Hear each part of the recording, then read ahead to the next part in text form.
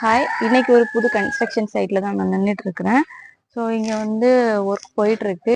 So இந்த டைம்ல உங்களுக்கு நான் ஒரு இன்ஃபர்மேஷனை கொடுக்கலாம் அப்படின்னு சொல்லிட்டு தான் இந்த வீடியோ வந்து எடுத்திருக்கேன். என்னன்னு பார்க்கலாமா? இப்போ கவர் பிளாக் பத்தி தான் நான் உங்ககிட்ட சொல்ல போறேன். இதுதான் கவர் பிளாக் தான் இருக்குல்ல, இதுதான் கவர் பிளாக்.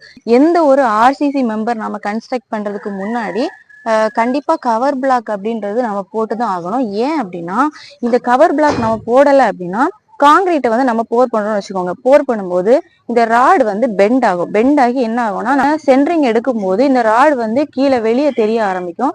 ஸோ இதனால ராடு வந்து துரு பிடிக்கிறதுக்கான சான்சஸ் நிறையவே இருக்கு.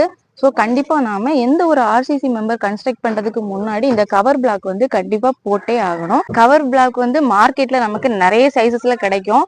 ஸோ நமக்கு எந்தெந்த ஸ்ட்ரக்சருக்கு எந்தெந்த சைஸ்ல நம்ம கொடுக்கப்பட்டிருக்கோ அந்த சைஸ்ல நம்ம கவர் பிளாக் வந்து யூஸ் பண்ணிக்கலாம். அது மட்டும் இல்ல, கவர் பிளாக் நம்ம யூஸ் பண்ணும்போது காங்கிரீட் நீங்க போர் பண்ணும்போது அது எல்லா இடமும் ஈவனா வந்து ஸ்ப்ரெட் ஆகும். ஸோ இதுவும் ஒரு அட்வான்டேஜஸ் தான் இந்த கவர் பிளாக் போடுறதுனால. ஸோ நீங்க எந்த ஒரு ஆர்சிசி மெம்பர்ஸ் கன்ஸ்ட்ரக்ட் பண்றதுக்கு முன்னாடி கவர் பிளாக் நீங்க கண்டிப்பா யூஸ் பண்றது ரொம்பவுமே பெட்டர் சாய்ஸா இருக்கும்.